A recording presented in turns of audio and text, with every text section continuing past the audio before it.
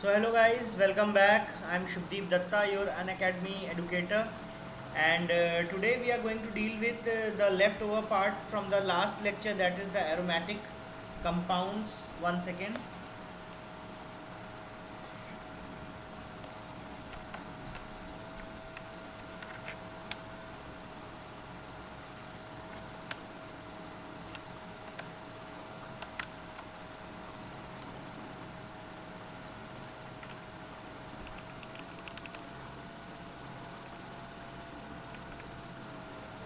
Okay. So today we'll deal with the leftover portion from the last lecture, that is the aromatic compounds. So let's just begin.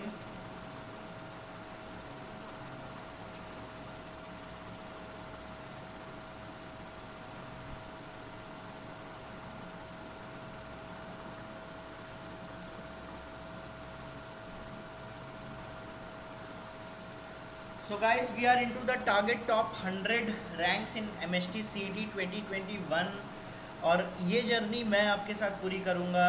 मैं आपका educator Shubhdeep Dutta. जैसे कि आप देख सकते हैं कि मैथ्स की टाइमिंग्स जो हैं वो सुबह 10 बजे हैं और शाम में एक और क्लास है 8 बजे। केमिस्ट्री की मॉर्निंग 1 नहीं, not morning, it is afternoon 1 PM and then again at 9 p.m. Biology 11 a.m. and at 7 p.m. and then physics at 9 a.m. and then at 6 p.m. right? So everyone please note the timings ताकि आप हमेशा time पे class attend करें और आपका everyday कुछ भी छूटे ना, कोई भी टॉपिक जो है वो आपका छूटे ना, right? So let me give you a little brief about myself. I am Shubdeep Datta, an alumni of National Institute of Technology, Durgapur. I have some 5+ years of teaching experience, guys. I teach chemistry and I specialize in teaching IIT, JEE and NEET along with various other state entrance examinations such as the Maharashtra Common Entrance Test. So, as you might already know that Unacademy is largest platform for e-learning in India, and you can get the plus subscription and also access to unlimited live and recorded courses from India's best educators. So please get the subscription today. The first step towards it is to download the Unacademy learning app from the Google Play Store, and then you have to sign up and then you have to subscribe to the Unacademy. Okay, we regularly update our video descriptions on the Telegram app. So first of all, you have to download the Telegram app. You have to type the link on the URL and then again you have to click to join the group, right? So please talk to us on the Telegram app. You can write this Crack Maharashtra CET to join our group. So you must be very excited to know the MST CET subscription plan. So this is the subscription plan. It is for 1 month. Then you have to pay some 2,700 rupees, and if it is for 24 months then you have to pay 21,600 rupees. Okay, so this is my code SHUBHDEEP Shubdeep, which is my name. You have to apply this code in order to get the 10% discount, which you won't get in the normal circumstances. सो अगर आपको ये 10% discount चाहिए guys, तो आपको ये code Shubhdeep as a referral code use करना होगा, और अगर आप ये रेफरल की तरह यूज़ करते हो तो आपको 10% डिस्काउंट मिलेगा। विच मीन्स कि अगर आप 21,600 रुपीज़ पे कर रहे हो तो आपको अब 21,600 नहीं, जब बल्कि 21,600 में से 2160 इतना डिस्काउंट आपको मिल जाएगा, लगभग 2,160 रुपये का, राइट? चलिए, ये भी अच्छा है, स्टार्ट करते हैं। तो हम लोग बेसिक्स ऑफ ऑर्गेनिक केमिस्ट्री में अब नोमेनक्लेचर तक पहुंच चुके हैं। हमारी रीच काफ़ी लंबी चौड़ी है। हम लोग नोमेनक्लेचर पढ़ रहे थे। नोमेनक्लेचर में एक टर्म आ गया था एरोमेटिक, राइट? तो एरोमेटिक हमने पढ़ने लगे थे कि एरोमेटिक कंपाउंड्स होते क्या हैं, ठीक है? चलो, जो मेन काम है हमारा वो करते हैं। इसको करते हैं डिस्कार्ड, बोर्ड करते हैं चेंज।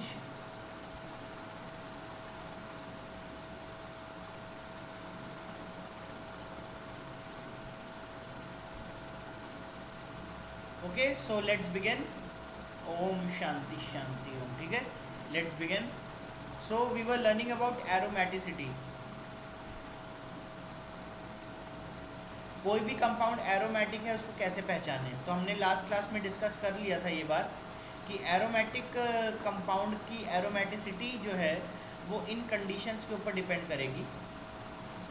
वो कंडीशंस कुछ इस तरह से हैं कि पहली कंडीशन है कि पूरा जो सिस्टम है ना, वो प्लेनर होना चाहिए। ठीक है ना, each system must be planar. ठीक है, तो पहला लिखते हैं साइक्लिक। साइक्लिक मतलब कम से कम एक क्लोज्ड लूप तो जरूर होना चाहिए, जैसे कि ये। बट ये केवल पहला चेकलिस्ट का पॉइंट है। जो दूसरी चीज़ मस्ट होनी चाहिए वो है कि सिस्टम या जो क्लोज्ड लूप है एटलीस्ट वो प्लानर होना चाहिए। इसका मतलब ये हुआ कि वो या तो SP हो या तो SP2 हो, तभी काम मेरा बन पाएगा। जो थर्ड पॉइंट था वहाँ पे था, उसको हकेल्स रूल बोलते हैं। हकेल्स रूल, ठीक है। हकेल्स रूल का मतलब है कि जो पाई इलेक्ट्रॉन है या जो डीलोकलाइज्ड इलेक्ट्रॉन है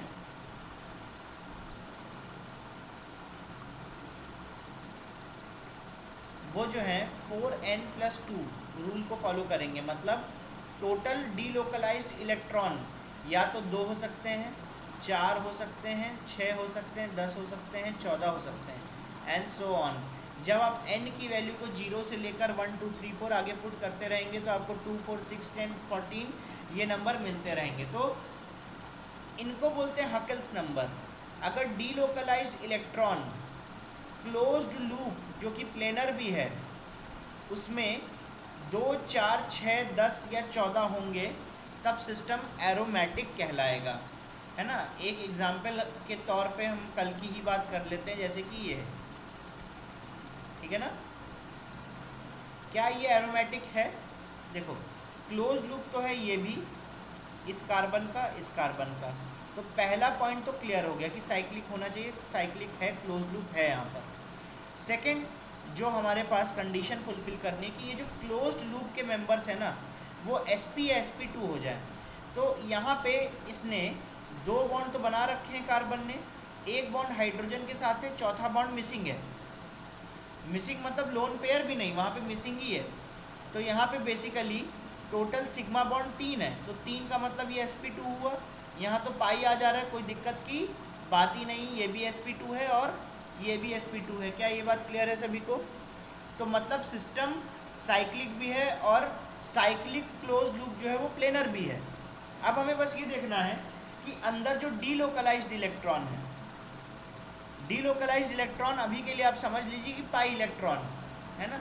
वैसे डीलोकलाइज्ड इलेक्ट्रॉन का मतलब होता है जो भागते रहते हैं, वो अपनी जगह फिक्स नहीं है, वो अभी एक मोमेंट पे एक जगह पर है, दूसरे मोमेंट पे वो कहीं और निकल जाएंगे। ठीक है ना। तो इसकी बात करते हैं गाइस, इसकी बात करते हैं। तो हकेल्स रूल के लिए यहाँ पे तो पॉजिटिव चार्ज है, मतलब नो इलेक्ट्रॉन, बट यहाँ पे सिग्मा के बाद एक पाई बॉन्ड है, तो positive sigma pi, positive sigma pi, positive sigma, sorry positive sigma pi, sigma positive, पूरा क्लोज्ड लूप है। तो ये पाई बॉन्ड ना अपनी जगह पे टिकता नहीं है, ये पाई बॉन्ड भागता रहता है, ये रेजोनेट करता रहता है, और रेजोनेंस के कारण ही एरोमेटिसिटी आती है। तो इसको हम लोग लिख लेते हैं कि ये क्या है, एक इफेक्ट ऑफ रेजोनेंस है। ठीक है ना, इसके बारे में हम कभी और पढ़ेंगे कि रेजोनेंस वगैरह क्या होता है। अभी बस मैं आपको सिखा रहा हूँ कि एरोमेटिसिटी कैसे चेक की जाती है। तो यहाँ पे भाई एक पाई बॉन्ड का मतलब 2 इलेक्ट्रॉन, तो पाई इलेक्ट्रॉन यहाँ पे कितने हो गए, 2 हो गए, है ना। ध्यान रखना पाई बॉन्ड है, फिर सिग्मा है, फिर एक लोन पेयर है या एक नेगेटिव चार्ज है, मतलब pi bond sigma lone pair.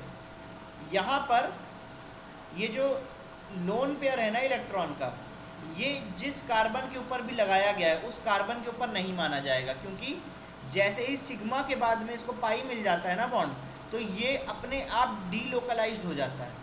हम लोग स्टेरिक नंबर लिखते थे कि number of lone pair plus sigma bond ना, तो इसमें लोन पेयर लोकलाइज्ड होना चाहिए, ये भी एक कंडीशन है।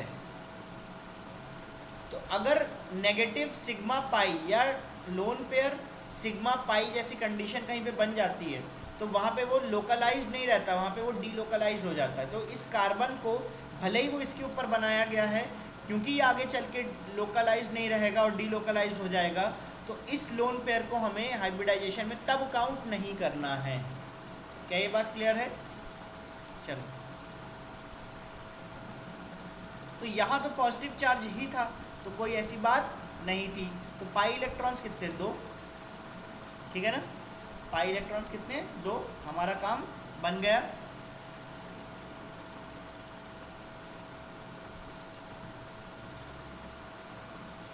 तो सारे के सारे नियम कानून भाई फॉलो कर लिए गए। तो अभी हम इसको एरोमेटिक कंपाउंड डिक्लेयर कर देते हैं, ठीक है ना। ये एक एरोमेटिक स्ट्रक्चर है। चलो नेक्स्ट लेते हैं। ये एक बेंजीन का रिंग मैं बना रहा हूँ। ये एक बेंजीन का रिंग मैं बना रहा हूँ। क्या ये एरोमेटिक है कि नहीं है? पहली चीज़, हर एक बंदा मतलब एक यहाँ पे क्लोज्ड लूप है, तो पहली चीज़ जो क्लोज्ड लूप होती है वो तो है। दूसरा, क्या प्लानर है? प्लानर के लिए हर एक मेंबर sp2 होना चाहिए क्लोज्ड लूप में, है ना।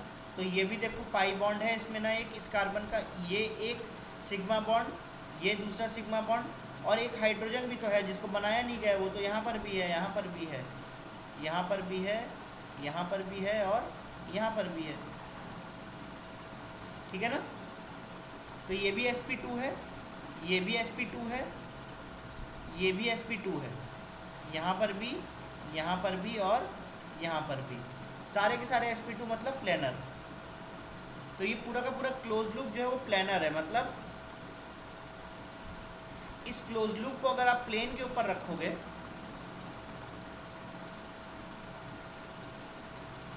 इस क्लोज लूप को अगर आप प्लेन के ऊपर रखोगे तो ये कुछ इस तरह से दिखेगा। मतलब ये 3D स्ट्रक्चर है ही नहीं, ये क्या है? प्लेनर स्ट्रक्चर है, इस तरह से दिखेगा। तो क्लोज लूप, प्लेनर, उसके बाद लास्ट में क्या बचेगा? एक और कि 4n+2 रूल, मतलब 2, 4, 6, 10, 14 इलेक्ट्रॉन आगे, उसके बाद इतने इलेक्ट्रॉन है कि नहीं। तो देखो ज़रा, यहाँ पे एक पाई बॉन्ड है, फिर सिग्मा है, फिर दूसरा पाई बॉन्ड है, फिर सिग्मा है, फिर तीसरा पाई बॉन्ड है, फिर सिग्मा है, उसके बाद फिर से पाई बॉन्ड है। तो मतलब ये सारे के सारे सिग्मा बॉन्ड से सेपरेटेड हैं, पाई बॉन्ड से। इसका मतलब ये कंजुगेशन है, रेजोनेंस कर सकते हैं। तो इस रेजोनेंस में डीलोकलाइज्ड इलेक्ट्रॉन कितने हैं? हर एक पाई बॉन्ड के पास 2 इलेक्ट्रॉन हैं, है ना। तो डीलोकलाइज्ड इलेक्ट्रॉन टोटल कितने हो गए? 3 पाई बॉन्ड का मतलब 6 इलेक्ट्रॉन। देखो हकल्स नंबर में गिरता है, मतलब ये भी क्या हुआ? एरोमेटिक हुआ,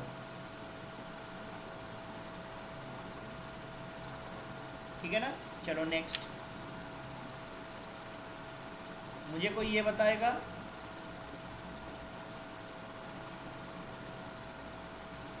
क्या ये एक एरोमेटिक कंपाउंड है कि नहीं है? देखो ये भी एक एरोमेटिक कंपाउंड है। कैसे? ये कार्बन के ऊपर नेगेटिव चार्ज है, तो नेगेटिव चार्ज मतलब कार्बन का अपना एक इलेक्ट्रॉन जो है उसके एक्सेस में एक और इलेक्ट्रॉन है। तो टोटल यहाँ पे बेसिकली नेगेटिव चार्ज का मतलब है कि एक लोन पेयर है यहाँ पर, ठीक है। लेकिन लोन पेयर के पास सिग्मा है और उसके बाद पाई गिर जा रहा है, तो मतलब ये लोन पेयर डीलोकलाइज्ड है ना। Delocalised lone pair. अभी बस इतना ही जानो, ज़्यादा धीरे धीरे जानेंगे, अभी एक साथ तो हर चीज़ हम नहीं जान सकते ना। तो यहाँ पे डीलोकलाइज्ड लोन पेयर भी, चलो कोई बात नहीं, अच्छी बात है, ठीक है। तो डीलोकलाइज्ड इलेक्ट्रॉन कितने हो गए? चलो पहले ऐसे देख लेते हैं। क्या क्लोज्ड लूप या आपके पास साइक्लिक लूप है यहाँ पर? तो भाई carbon carbon carbon carbon, cycle तो दिखती है मुझे, है ना, कोई ओपन चेन स्ट्रक्चर नहीं होना चाहिए एरोमेटिक में, है ना। तो साइकिल तो मुझे दिखती है। अभी साइक्लिक तो दिख गया, उसके बाद क्या यहाँ पे ये एक प्लेनर स्ट्रक्चर है, मतलब क्या ये पूरा का पूरा स्ट्रक्चर एक प्लेन के ऊपर बैठाया जा सकता है? एकदम बैठाया जा सकता है। देखो इन 4 कार्बन में तो कोई प्रॉब्लम आनी ही नहीं चाहिए। चारों कार्बन कैसे हैं? प्लेनर, सॉरी sp2, ये चारों कार्बन कैसे हैं? sp2। रही बात इसकी, तो यहाँ पर कार्बन के 4 बॉन्ड थे, 1 बॉन्ड 2 बॉन्ड, तीसरा बॉन्ड हाइड्रोजन के साथ में, चौथा बॉन्ड भी हाइड्रोजन के साथ में था कुछ इस तरह से, पाई पाई, चौथा बॉन्ड भी हाइड्रोजन के साथ था। लेकिन ये जो सिग्मा बॉन्ड के दोनों इलेक्ट्रॉन है ना, वो दोनों इलेक्ट्रॉन इसने ले लिए और हाइड्रोजन बिना इलेक्ट्रॉन के निकल गया। तो यहाँ पे क्या बचा? एक लोन पेयर बचा, और लोन पेयर की वजह से कार्बन के ऊपर एक एक्स्ट्रा इलेक्ट्रॉन आ गया। तो यहाँ पर एक नेगेटिव चार्ज शो कर दो। नेगेटिव चार्ज का मतलब क्या हो जाएगा? यहाँ पर एक लोन पेयर, बट उस लोन पेयर के कारण एक नेगेटिव चार्ज तैयार हो रहा है, इसलिए हमने ऐसे करके लोन पेयर नहीं दिखाया, हमने ऐसे दिखाया। हमें पता है कि यहाँ पे 2 इलेक्ट्रॉन है, एक ज़्यादा है, जबकि यहाँ पे लोन पेयर है इलेक्ट्रॉन का। लेकिन जैसे मान लो ये है NH3 बनाते हैं ना, तो यहाँ लोन पेयर दिखाते हैं ऐसे, नेगेटिव नहीं दिखाते। क्यों? क्योंकि यहाँ पे जो इलेक्ट्रॉन्स है ना, उसके लिए नाइट्रोजन के अंदर उतने ही प्रोटॉन्स बैठे हुए हैं, तो पूरा का पूरा एटम न्यूट्रल है ना। तो लोन पेयर के ऊपर नेगेटिव चार्ज यहाँ नहीं दिखाना है। बट अगर मान लो कार्बन के 4 बॉन्ड है, ठीक है ना, इस बॉन्ड में 2 इलेक्ट्रॉन है, ये दोनों इलेक्ट्रॉन इसने अपने ऊपर रख लिया, हाइड्रोजन को इसने हटा दिया, तो H+ निकल गया। H+ तो निकल गया, यहाँ पे बचा क्या? CH3- बचा। तो मतलब बेसिकली ये माइनस का मतलब यहाँ पे 2 इलेक्ट्रॉन हुए, बट क्योंकि ये एक्सेस इलेक्ट्रॉन है इसीलिए इसके ऊपर एक नेगेटिव चार्ज है। मेरे ख्याल से इतनी बात आपको समझ में आ गई होगी।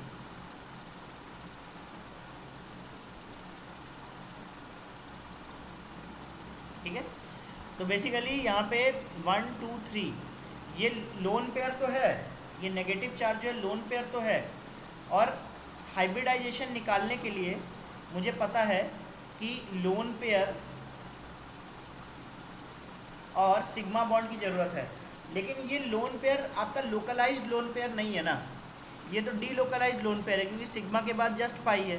तो लोन पेयर जरूर है, लेकिन उसको हम स्टेरिक नंबर में काउंट नहीं कर सकते क्योंकि डीलोकलाइज्ड इलेक्ट्रॉन है, ठीक है ना।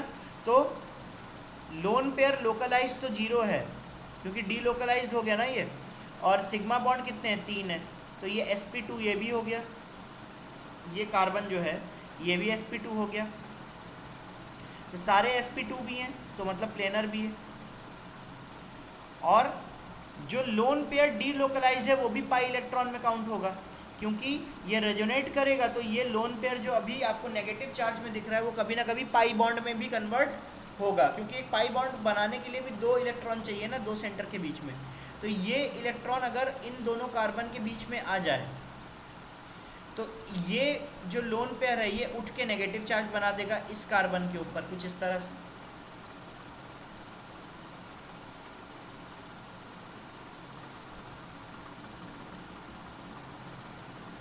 ये लोन पेयर है, ये एक पाई बॉन्ड है, ये एक और पाई बॉन्ड है, ठीक है ना।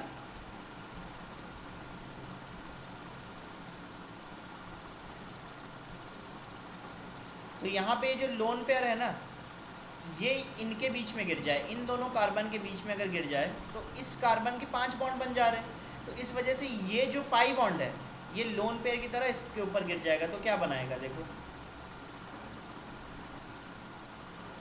ये बनाएगा यहाँ पे नेगेटिव चार्ज, है ना, क्योंकि पाई बॉन्ड के इलेक्ट्रॉन्स जो है वो उठ के इसके ऊपर आ गए हैं। यहाँ पे पाई बॉन्ड और यहाँ पर भी पाई बॉन्ड। क्या बात समझ में आ गई आपको? तो बेसिकली ये पाई इलेक्ट्रॉन जो है इस कार्बन के ऊपर फिक्स नहीं है, नॉट फिक्स्ड, इस वजह से घूम रहा है, चारों ओर घूम रहा है। अभी यहाँ पे था, अब यहाँ पे आ गया, नेक्स्ट स्टेप में यहाँ पे आ जाएगा जब ये इधर पे पाई बॉन्ड बनाएगा और इसको उठ के ऊपर आना पड़ेगा। तो ऐसा तभी हो सकता है जब पाई सिग्मा फिर से पाई हो जाए, या पाई सिग्मा लोन पेयर आ जाए, या पाई सिग्मा आपका नेगेटिव चार्ज आ जाएगा। ऐसे ही सिस्टम्स में हो सकता है ये। तो यहाँ पे नेगेटिव चार्ज, अभी पाई बॉन्ड यहाँ आ चुका है और पाई बॉन्ड यहाँ आ चुका है, ठीक है ना। बेसिकली पूरे सर्किल में पाई बॉन्ड घूम रहा है, यहाँ पे लोकलाइज्ड नहीं है। चलिए मेरे ख्याल से आपको समझ में आ गया होगा, तो मैं लास्ट चीज़ और देख लेता हूँ। तो हर एक लोन पेयर जो है वो कभी ना कभी पाई बॉन्ड में चेंज हो रहा है। तो यहाँ पे टोटल पाई इलेक्ट्रॉन कितने हैं? एक तो लोन पेयर से पाई इलेक्ट्रॉन मिलेंगे, कैसे? जो डी लोकलाइज्ड होंगे, वैसे लोन पेयर देखने हमें, डी लोकलाइज्ड इलेक्ट्रॉन, ठीक है। और साथ में क्या होगा? साथ में होगा पाई बॉन्ड, पाई इलेक्ट्रॉन्स। तो बेसिकली लोन पेयर के 2 इलेक्ट्रॉन है ना, क्योंकि ये सिग्मा के बाद में पैरेलल से सिचुएटेड है, तो ये डी लोकलाइज्ड इलेक्ट्रॉन हुआ। और साथ में पाई इलेक्ट्रॉन कितने? पाई बॉन्ड देखते हैं कितने, एक पाई बॉन्ड ये है, दूसरा पाई बॉन्ड ये है, तो टोटल 4 इलेक्ट्रॉन और, तो 6 भी एक हकेल नंबर है ना। तो ये कंपाउंड भी कैसा होगा? एरोमेटिक होगा। शायद अब आप देख के ही समझ जाओगे कि कौन सा एरोमेटिक है और कौन सा एरोमेटिक नहीं है ना। चलो नेक्स्ट पे आते हैं, नेक्स्ट पे आते हैं। ये बताओ,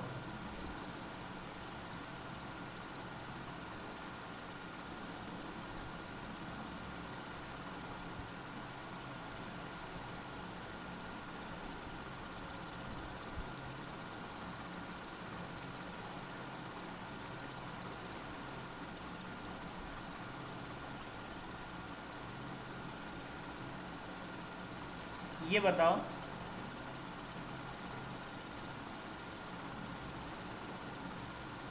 एरोमेटिक है कि नहीं है।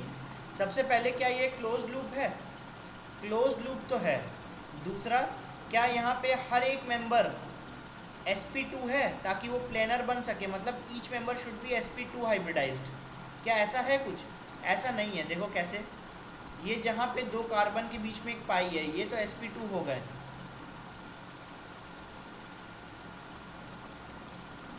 ये सारे के सारे तो sp2 हो गए। बट इस कार्बन को देखो, यहाँ पे तो 2 हाइड्रोजन है ना, तो यहाँ पे ये तो sp3 है ना, ये कार्बन जो है ये तो sp3 है ना।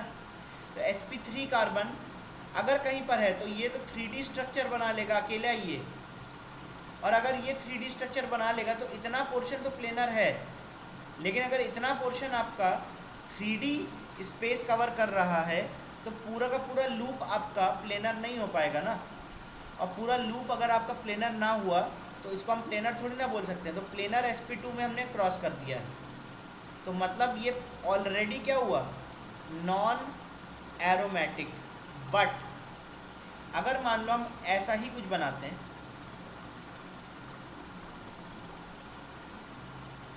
ऐसा ही कुछ बनाते हैं पहले जैसा, लेकिन यहाँ पे पॉजिटिव चार्ज रख देते, तब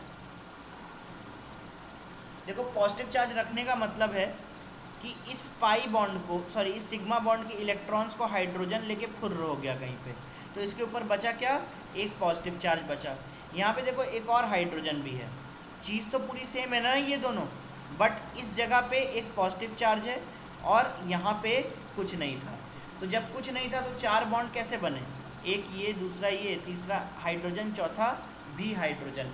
लेकिन यहाँ तो पॉजिटिव चार्ज है, पहले से बहुत कुछ है, तो यहाँ पर एक ही हाइड्रोजन बचेगा, क्योंकि दूसरा हाइड्रोजन जो है वो तो सिस्टम से निकल गया H- की तरह, तो अपने साथ दोनों इलेक्ट्रॉन ले गया, तो इसके ऊपर जो है इलेक्ट्रॉन की डेफिशिएंसी छोड़ गया। और अगर इसके ऊपर इलेक्ट्रॉन की डेफिशिएंसी वो छोड़ गया तो इसका अब यहाँ पर, ये नया क्वेश्चन लिख लेते हैं, इसका अब यहाँ पर हाइब्रिडाइजेशन तो sp2 ही बचा ना। 3 सिग्मा बॉन्ड है, 1 2 और 3, दैट्स इट। क्या ये बात समझ में आई? तो बेसिकली ये sp2 है, ये sp2 है, ठीक है ना। तो क्लोज्ड लूप भी है, प्लेनर भी है ना।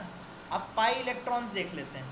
अब पॉजिटिव चार्ज जहाँ पर है वहाँ पे तो ऑलरेडी इलेक्ट्रॉन कम है, वहाँ पे पाई इलेक्ट्रॉन हमें कहाँ से मिलेंगे, कहीं से नहीं मिलेंगे, क्योंकि वहाँ पे पाई इलेक्ट्रॉन है ही नहीं, है ना। वहाँ तो पॉजिटिव चार्ज है। पॉजिटिव चार्ज की तो उल्टा मतलब होता है डेफिशिएंसी ऑफ इलेक्ट्रॉन। जहाँ पे इलेक्ट्रॉन ना हो उसको हम लोग नेगेटिवली चार्ज एरिया बोल सकते हैं, या जहाँ पे पॉजिटिव प्रोटॉन नेगेटिव इलेक्ट्रॉन के बराबर ना हो वो एरिया भी नेगेटिव हो सकता है, ठीक है ना, या पॉजिटिव भी हो सकता है। तो यहाँ पे पॉजिटिव चार्ज है मतलब डेफिशिएंसी है इलेक्ट्रॉन्स की, ठीक है ना। तो positive sigma pi sigma pi sigma pi ये पूरा मिला लें तो हर मेंबर जो है वो sp2 हाइब्रिडाइज्ड है, ये भी और ये भी। तो लास्ट पाई इलेक्ट्रॉन्स के लिए इसके पास तो इलेक्ट्रॉन्स है ही नहीं, तो इसको क्यों गिने। तो 3 पाई बॉन्ड है, 3 पाई बॉन्ड का मतलब 6 इलेक्ट्रॉन। देखो हकेल्स नंबर में गिरता है 6 इलेक्ट्रॉन्स, ये ठीक है ना।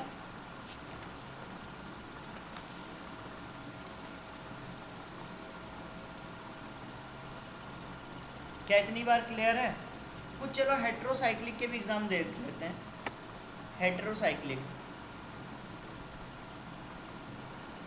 हेट्रोसाइक्लिक जैसे कि पिरिडीन बनाते हैं, ये है पिरिडीन, ठीक है। पायरॉल बनाते हैं,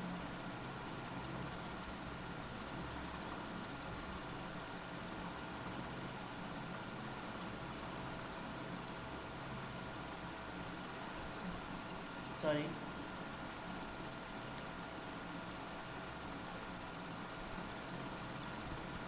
पायरॉल कुछ ऐसे बन जाएगा,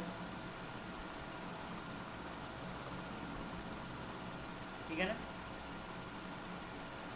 फ्यूरान बनाते, फ्यूरान,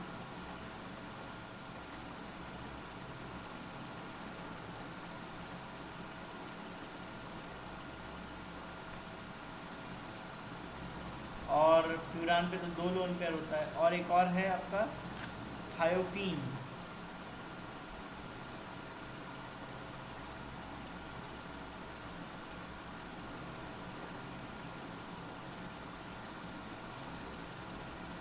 ये है आपका थायोफीन,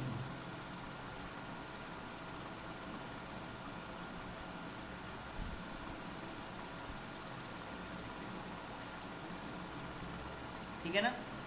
ये हेट्रोसाइक्लिक है। हेट्रोसाइक्लिक मतलब क्लोज्ड लूप में केवल कार्बन नहीं है, एक नाइट्रोजन घुसा पड़ा है बीच में, तो ऑड है इसलिए हेट्रो, ठीक है ना। तो pyridine, pyrrole, furan and thiophene, इन चारों के मैंने आपको दिए हैं कि इनको आपको बताना है कि वो एरोमेटिक है कि नहीं, ठीक है ना। तो पहले को देखते हैं भाई। क्लोज्ड लूप तो है, क्लोज लूप तो है carbon carbon carbon, nitrogen carbon carbon, close loop तो है। क्लोज लूप के साथ साथ आपका प्लेनर भी है, क्योंकि सारे के सारे sp2 हाइब्रिडाइज्ड ऑर्बिटल हैं, है ना। इधर भी एक हाइड्रोजन है, इधर हाइड्रोजन है, इधर हाइड्रोजन है, और इधर हाइड्रोजन है, और इधर हाइड्रोजन है। अभी इसको हमने नाइट्रोजन को H के ऊपर में, नाइट्रोजन जो है अब लोन पेयर लिए बैठा है, क्लोज्ड रिंग का पार्ट है, फिर भी इसके इलेक्ट्रॉन को हमने किस में कंसिडर नहीं किया, क्या ये बता सकते हो। इस इलेक्ट्रॉन को हमने रेजोनेंस में एक्चुअली कैलकुलेट किया ही नहीं है ना। क्यों नहीं रेजोनेट में कैलकुलेट किया है, उसका रीज़न ये है कि अंदर 6 इलेक्ट्रॉन पाई बॉन्ड से मिल जा रहे हैं, तो और इलेक्ट्रॉन अंदर लेके वो अपनी एरोमेटिसिटी को ब्रेक नहीं करना चाहेगा। इस वजह से ये लोन पेयर जो है वो किसमें पार्ट नहीं लेगा, लोन पेयर जो है वो किसमें पार्ट नहीं लेगा, आपका रेजोनेंस में पार्ट नहीं लेगा। क्या है, इतनी बात क्लियर है सभी को। तो आप लास्ट में देखो कि हकेल्स नंबर क्या है। हकेल्स नंबर जो है वो पाई बॉन्ड 1 2 3, तो टोटल 6, तो बेसिकली ये एरोमेटिक है। इसका भी देखते हैं। अब देखो बिना लोन पेयर को इसके अंदर कंजुगेशन में लाए, हम ये नहीं कह सकते कि इस नाइट्रोजन का असली मकसद क्या है, मतलब इसका इस कंपाउंड के अंदर रोल क्या है and what is the condition. ठीक है, तो देखो अब ये जो लोन पेयर है ना, अब यहाँ पर एरोमेटिक कंडीशन क्रिएट करने के लिए अलग से 3 बॉन्ड थे, उतने सफिशिएंट थे, इसीलिए नाइट्रोजन का बॉन्ड कभी यूज़ हुआ ही नहीं। बट यहाँ पे नाइट्रोजन का बॉन्ड भी यूज़ होगा क्योंकि ऑलरेडी आपके पास जो बॉन्ड्स है वो कम है, केवल 2 बॉन्ड है। अगर यहाँ पे इसको लोन पेयर का साथ मिल गया इन दोनों बॉन्ड को, तो ये फिर से आ सकते हैं आपके एरोमेटिक कल्चर में। ठीक है ना, तो यहाँ पे देखते हैं क्या ये लोन पेयर है, लोन पेयर है। sp2 या प्लेनर है, वो भी है। और साथ ही साथ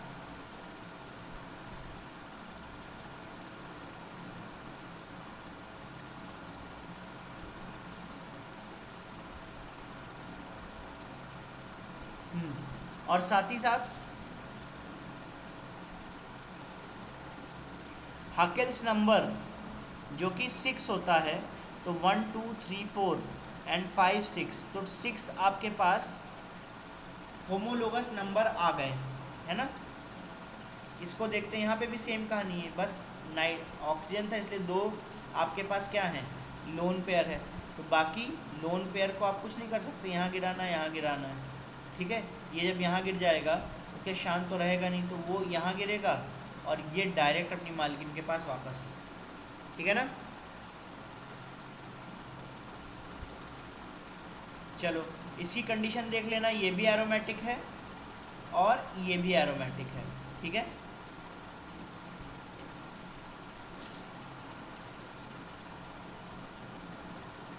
ठीक है, तो गाइज आज हम इतना ही करते हैं। हमने एरोमेटिक के बारे में पढ़ लिया कि एरोमेटिक क्या होते हैं। सो आई होप आपको ये क्लास पसंद आई होगी, और अगर क्लास आपकी पसंद आई है तो कृपया करके आप मुझे बताएं कि क्लास में आपको क्या क्या चीज़ें अच्छी लगी, या क्या क्या चीज़ें आप हमें सजेस्ट कर सकते हो जो आपको अच्छी नहीं भी लगी।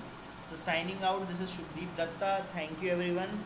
You were watching a crack Maharashtra CET channel presentation, and you must comment on the YouTube comment section so that every time you have a good idea about how we should improve ourselves, that will be there. And also join us on the Telegram app for the latest videos and updates for our upcoming videos. Please hit the bell icon for the further notification, and if you press the bell icon, we will send you a notification so that you don't miss any of the classes. This is the referral code, guys. It is very important thing, referral code. That's why I'm telling it for the last time. Use this referral code in order to get a 10% extra discount. If you use this referral code, you will get a 10% extra discount. Is this clear, guys? Chalo, I'm signing off for today. Thank you everyone.